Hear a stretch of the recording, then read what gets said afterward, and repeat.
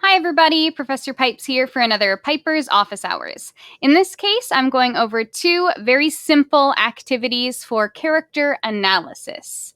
So you can check out both of these activities in this video, of course, but if you want the links to the specific documents, you can find it on my website, pipersparaphrases.com. If you go to the episodes, you can find this one, scroll to the bottom, and there will be a link. All right, so I also went ahead and included the Common Core standards that relate to what I'm going to be discussing. The first activity is called character performance. And so this was kind of born from the fact that I not only teach English, but also theater, and I direct the school shows. So the premise of this is that your students are assigned a character, maybe all the same one, maybe different ones, and they have to pretend that they are either performing as or directing that character in a performance of whatever novel it is that you're reading. So my example is Elizabeth from Pride and Prejudice. So in order to get into that character, they had to analyze their personality, their choices, and things like that by looking at quotes and then discussing or writing about, in this case, how they think the character would perform this piece. So they had to write down a certain number of quotes from this section of chapters. You could switch that up depending on your activity, what you're reading. And they would write down the quote with a citation and then explain how they think the character would be feeling while saying this quote, what the character might be thinking while saying this quote, what the character might have wanted to say if given the opportunity.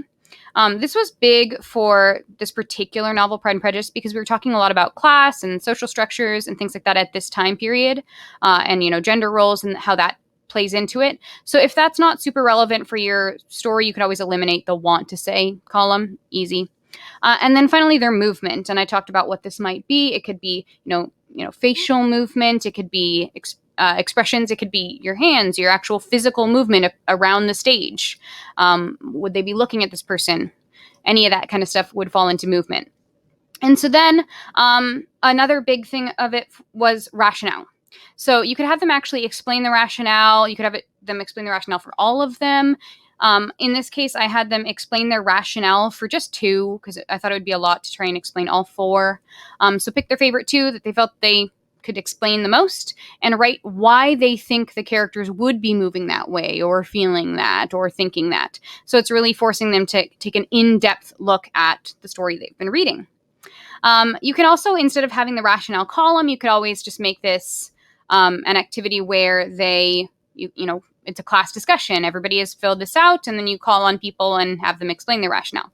Up to you, however you want to do it. And of course, if you wanted to turn it into a listening, speaking activity too, you could turn it into an actual performance, maybe even as a group assignment. The next activity is the Impressions Journal. I first started doing this for Pride and Prejudice as well, but I've since used it for lots of different novels, stories.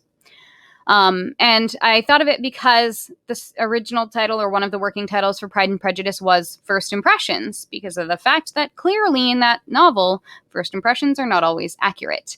And so I wanted them to see how their impressions of the different characters changed over the course of the novel.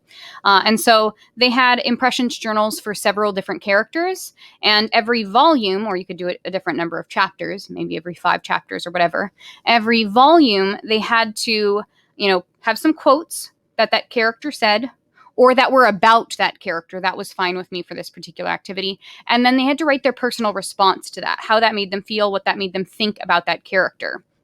So it's forcing them to use textual evidence to explain their choices. But it's really, the kids thought it was easy because there's no right or wrong answer. They're just writing their opinions, and they always like to do that. It seems low risk. So they did this throughout each volume of Pride and Prejudice, and then it also was great for facilitating discussion because they've written their impressions, their opinions of these characters, but little do they know, they're also then kind of seeing how the author was able to do that, how the author got us to change our minds about these characters. So we're looking at author's choice. So we use that a lot in discussion. We would see how they felt about these characters, how Jane Austen was able to make us feel about them here and then later, and then for our final impressions at the end of the book.